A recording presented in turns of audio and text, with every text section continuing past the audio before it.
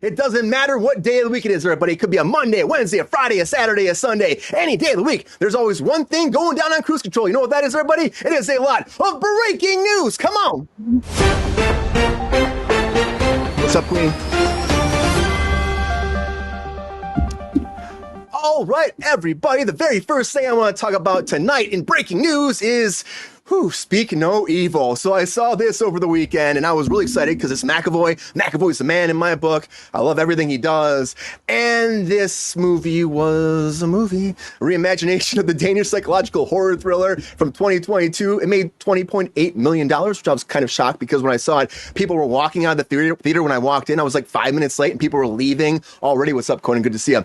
And I was like, how are you leaving over this? This is horrible movie. And I love McAvoy. I will say he did a great job in the movie overall, but it was like there were no you were expecting something to happen and nothing happens. You're expecting something to happen and nothing happens. And you're expecting something to happen and then finally there's that moment, like expecting like a split moment with them and just wasn't what I wanted. I'm really bummed. It still had like a 83% for audience, 85% for the 85 for audience, 83 for critics. But I'm just like, guys, what are you doing? You know, I would have walked out, just like Joaquin Phoenix walked out of Split, which I heard this and I was like, shit. 2 weeks before production started, he walked out of Split and it was just like gone. And they hired McAvoy to take over for him 2 weeks ago. And he made all those roles happen, everybody. He said the scariest thing was going to that table read. And all of a sudden he's like, I have to have all these personalities and portray against all the studio heads, just do it great. M. Night's there. We're all ready to rock and roll. And he did phenomenal. But you know, Joaquin has been talked about in the press recently, how he walked away from that production just not too long ago, like a couple weeks ago. It was like days before. It's a problem. You can't do that. You just can't do that. It hurts production, it hurts the crew members that expect to have 4 months of work, 3-4 months of work, and of course all the vendors and everything else. It sucks. And actors get scared sometimes. They have issues. It just depends. Someone like this, he's gone through a lot in his life. I love Joaquin Phoenix, but come on, man, don't do it. It's an ugly situation. But speaking of ugly, the Uglies came out, and I don't know if you saw this over on Netflix. It was a quick little review. Just check it out. I mean, maybe not check it out. If you want to see it, but I wasn't really excited about The Uglies came out though, Richard Tracy, and this is on Netflix. It popped up in my stream, and author Scott Westfield wanted to do this. I know probably very excited it happened. McG directed it. It's an answer to like becoming the prettiest version of yourself. It's like Hunger Games meets, I guess, Divergent in a lot of ways. And when you turn 16 years old, you go through a procedure that makes you pretty as you could ever be.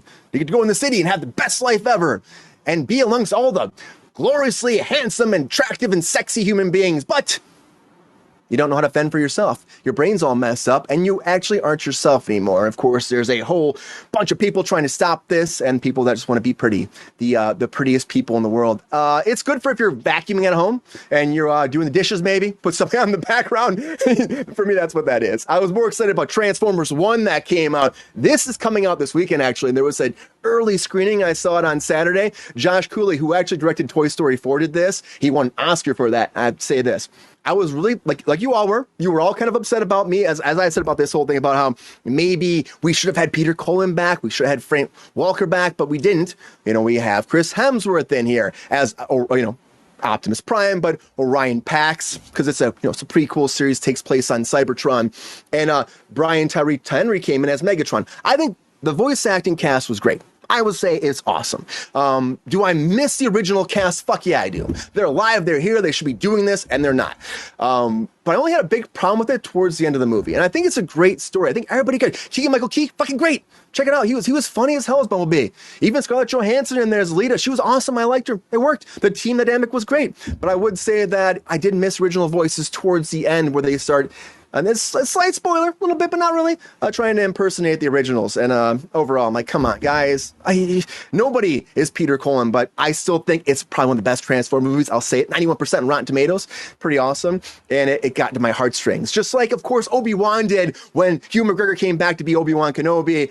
And he wants to do more. He said he thinks there's more stories to be told between his story after we ended there. But again, Disney has kind of left this in the back burner, everybody. And I really don't expect this to happen. I'd love to see neat. I love Anakin with the half Vader, half Anakin thing. Their dynamic moving forward, I think it's fun to tell those stories, but I don't think it's going to happen. I think it'll take a long time. Just it'll take that Goonies 2 a long time to happen.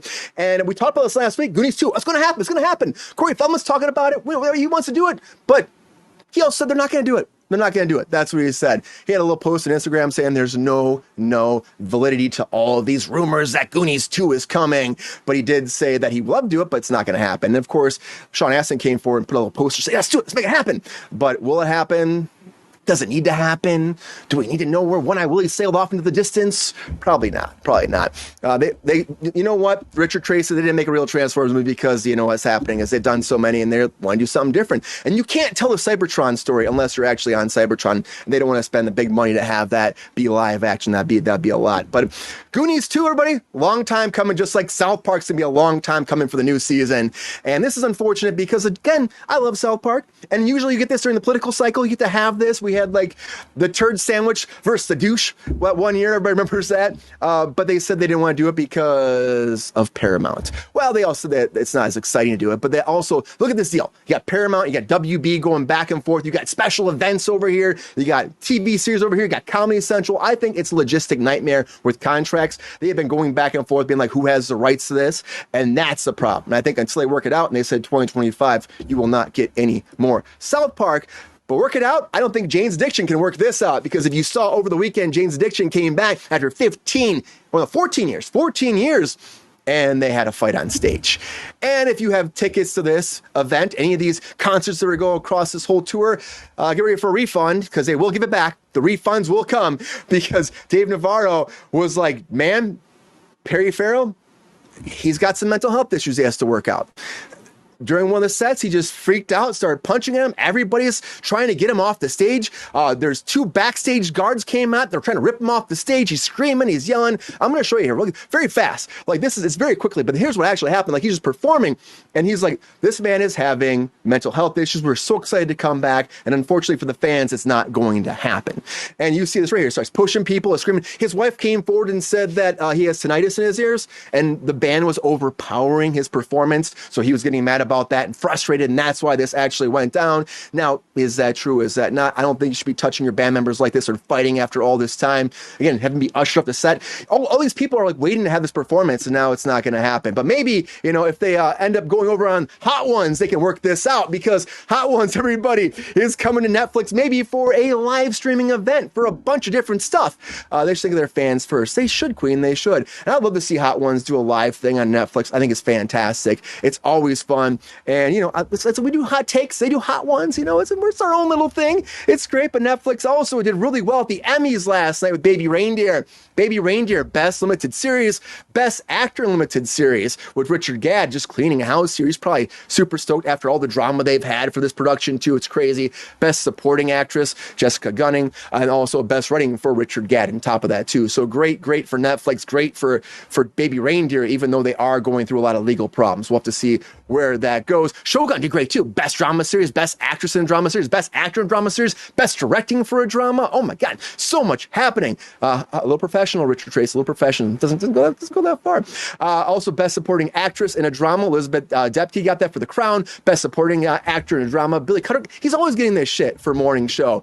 Look at The Bear. The Bear got Best Actor in a Comedy Series, of course, Jeremy Allen White. I don't know if this is a comedy, still I don't understand, but it is. Best Supporting Actor in a Comedy Series, Best Supporting Actress. Hacks got a lot of show of love, which I was excited about. Best Comedy Series, Best Actress in a Comedy Series, Gene Smart, and Best Writing. Across the board. And John Oliver, of course, Best Variety Series, he always wins this shit. And one of my favorite parts was him talking about his dog. And they were playing him off the stage. It was like, this is for all the boys and girls. You're a good boy, you're a good girl, and give him a treat. Very exciting. But a lot of breaking news, everybody. A lot of breaking news. Yo, player, if you enjoyed this video, please like and subscribe and hit the bell to be notified when we are live. And if you are able to join our Patreon, please join. Because the pep star needs more snickety snacks. Because I'm hungry. Holla back. Love y'all.